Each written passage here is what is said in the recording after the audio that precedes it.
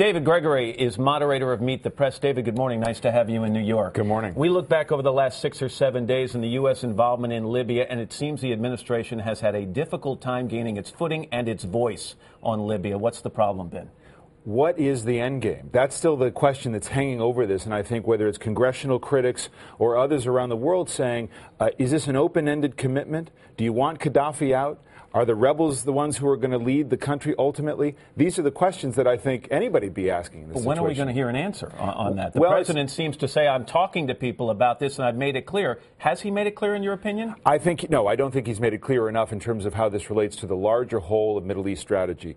NATO's going to take over the no-fly zone, but there's still a question about the end game with Gaddafi. And ultimately, you have a situation where there's a standoff. If there's a divided Libya, what is the United States' role under those circumstances? I don't think we know clearly the answer. John Boehner wrote a letter to the president asking him to answer several questions. One of the questions was, what is this going to cost? So we're hearing the financial issue being brought up. Where is this going to go? I think this is significant. On the left and the right, this is a tough budget time. There's a vote coming up about whether to shut down the government, to raise the debt ceiling. How much it costs matters. And here's what else is important.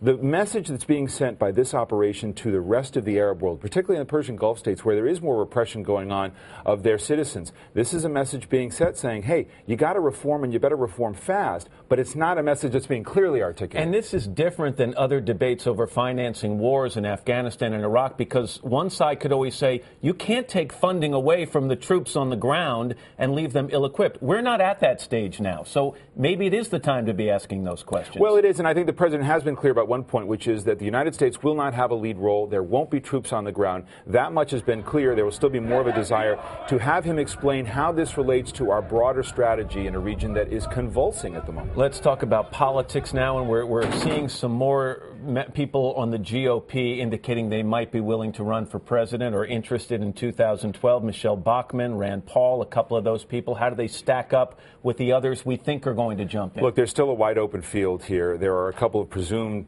frontrunners that you see there, namely Mitt Romney, Tim Pawlenty, been working hard at it, Mitch Daniels in this budget climate. But there's always going to be a Tea Party track here in a wide open race. And that's where Huckabee, a Bachmann, Rand Paul may fill that space.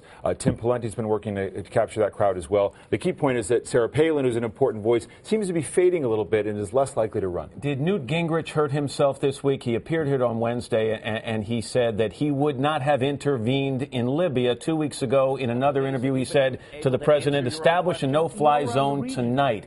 Is he starting to come across as a guy who just plain criticizes anything? Well, that's the danger, and I think that he realizes that he's going to be scrutinized more closely as a candidate than he is as an analyst. Republicans have a big question. What kind of foreign policy do they want to stand for? Because do they want to stand for the George W. Bush policy? That grew to be quite unpopular, even in Republican circles. And there's no question that President Obama is marking a departure from that approach in terms of the U.S. projection of power abroad. David Gregory in New York, and we will see you, I would imagine, in Washington on Sunday. Absolutely. David, thank you very much.